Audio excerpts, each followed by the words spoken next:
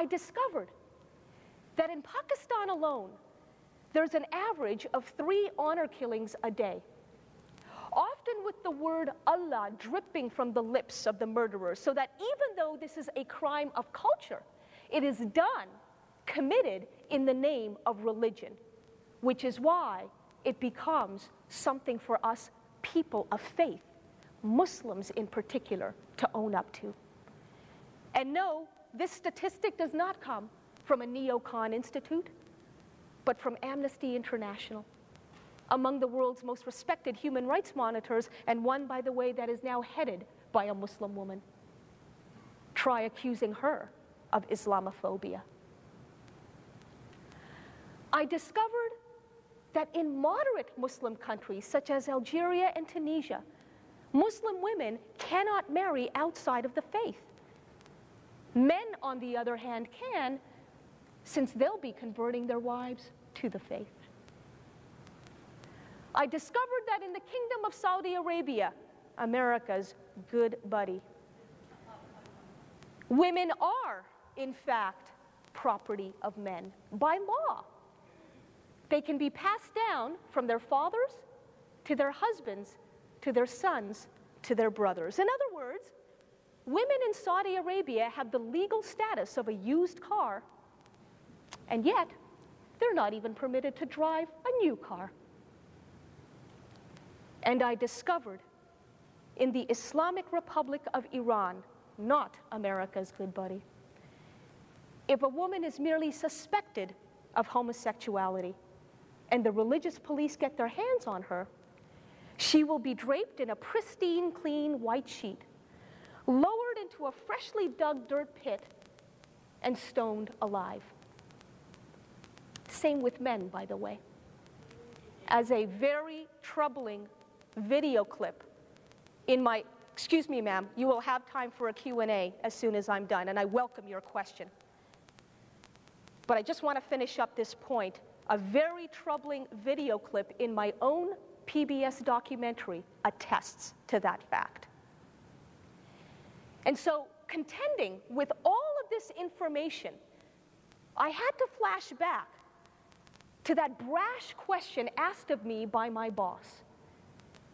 How do you reconcile such elemental injustices with your Muslim faith? I knew I had to address this one head on. And from that crisis of conscience emerged my book, The Trouble with Islam Today. Now, I'll let you take a read of the book for yourself to see how I describe what is the trouble with Islam today and how the trouble with Islam today can be corrected by what has always been beautiful about Islam. But let me just get on with the story of Salman Rushdie by pointing out this next bit. When I began writing the book, I struggled emotionally. Not because I feared being called a sellout. Hell, I knew I would be. Anybody who goes against the grain of his or her own community is bound to get that accusation. And in any event, I figured then, as I'm still convinced today, it's those who exploit the Quran to justify abuses of human rights. They are the ones betraying my faith, not me. So this traitor business is so not my issue, let me assure you. My issue is and was much more higher stakes. I knew that by writing a book like this, I would be putting myself on the firing line, maybe literally. And what's a nice girl from Canada doing taking on Osama bin Laden?